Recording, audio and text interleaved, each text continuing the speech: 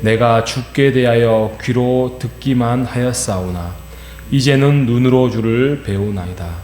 그러므로 내가 스스로 거두어드리고 뒷글과 제 가운데에서 회개하나이다. 자, 오늘 욥기 마무리 마지막입니다. 39장에서부터 42장의 말씀입니다. 우리가 욥기를 좀 크게 우리가 폭넓게 한번 욥기를 정리를 해보고자 합니다. 욥기의 시작은 어찌하여 의로운 자가 고난을 당합니까? 어찌하여 악인이 형통합니까? 과연 하나님은 의로우십니까? 이 세 가지 질문이 어떻게 보면 욥이 고난을 당하면서 또 새 친구 등장, 엘리후 등장으로 인해서 이 부분이 가장 의문이었고 질문이었습니다. 그거에 대한 답변이 오늘 하나님의 등장으로 그 답변을 이렇게 우리가 알 수 있는데요. 욥기의 원래의 이름은 이욥입니다. 이욥. 70인역과 라틴어 역본에는 이욥이라고 되어 있는데요.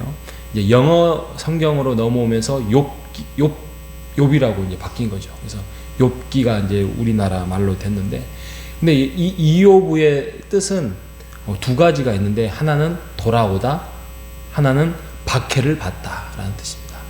그러니까 이걸 좀 이렇게 이욥이라는 뜻으로 우리가 좀 이렇게 정리를 해보면, 박해받는 욥이 하나님께 돌아오는 거예요.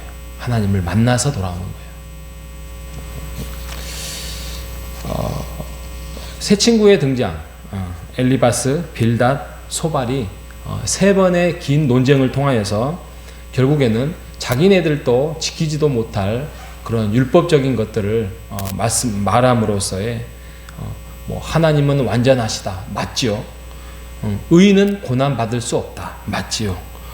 욥의 고난은 그래서 하나님의 형벌이다, 이렇게 3단 논법으로 그들이 진행을 합니다. 그런 부분에 대해서 우리가 정말 조심을 해야 된다에 대한 우리의 그 적용점을 우리가 말씀을 드릴 수 있었습니다. 욥기에 핵심적인 성구가 있습니다. 초반, 중반, 그다음에 마지막 부분.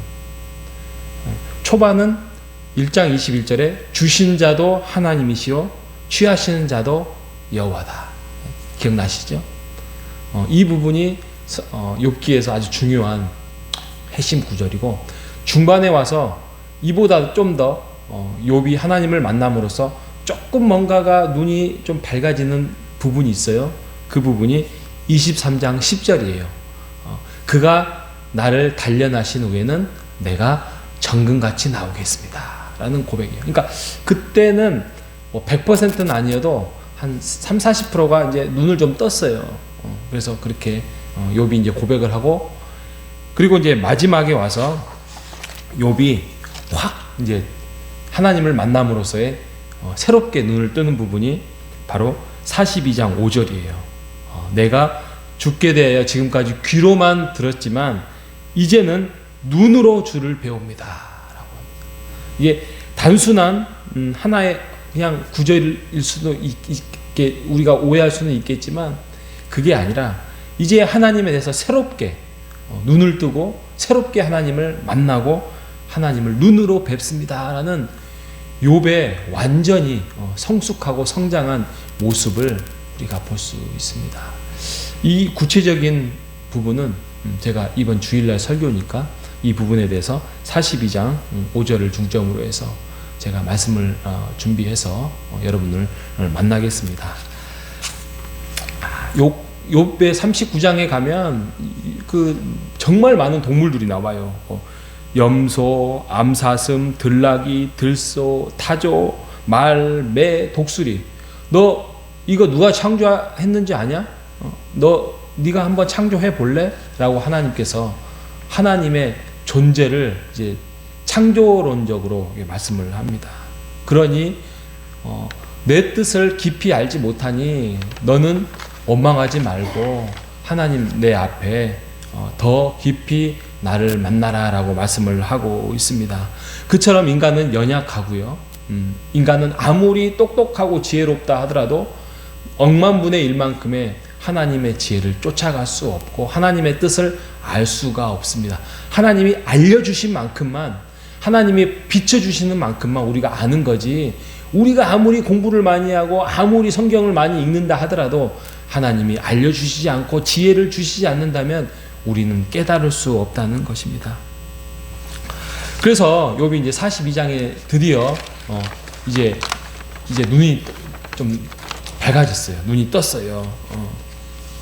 그 눈을 떴던 배경에는 우리가 아는 바대로 욥이 고난 속에서 정신을 힘들었지만 차린 거예요. 그래서 우리가 고난을 당할 때에 그 사람의 진면목을 알 수 있습니다. 우리가 어려움을 당할 때에, 우리가 좀 평안하지 않을 때에 그 사람의 수준을 알 수 있습니다. 성숙을 알 수 있는 거예요. 그래서 우리가 어떤 고난을 경험할 때에 우리가 그것을 헤쳐나갈 수 있는 지혜를 갖기를 원합니다. 그 지혜가 어떤 내 인간적인 경험이 아니라 하늘의 지혜, 하나님이 주시는 지혜를 통해서 이것을 해결해 나가려고 기도하고 하나님께 묻고, 또 기다릴 때는 기다리고, 또 내가 분노로 터뜨리지 아니하고 하나님이 이것조차도 나를 성장 성숙시키기 위해서 주신 것이다 라고 우리가 믿고 그것을 하늘의 지혜를 가지고 해결해 나가는 우리 모두가 되시기를 바랍니다. 그리고 우리가 결국에는 이 고난과 이 고통을 통하여서 더욱더 우리에게 어떤 도움이 되냐면 하나님을 친밀하게 만날 수 있어요. 아까 하늘의 지혜를 제가 말씀드렸잖아요. 그러니까 내가 막 분노로, 원망으로 또 이렇게 해결할 수도 있겠지만 결국에는 우리가 기도를 통하여서 하나님을 만남으로써 하나님을 더욱더 친밀하게 우리가 만날 수 있을 것이고요. 또 하늘의 비밀을 우리가 깨달을 수 있을 것입니다. 그리고 영적인 통찰의 삶을 우리가 깨달을 수 있을 것입니다. 그렇게 함으로써 우리의 그런 하나님을 만남으로써의 이런 경험이 우리의 관점을 바꾼다는 사실을 잊지 마시기를 바랍니다.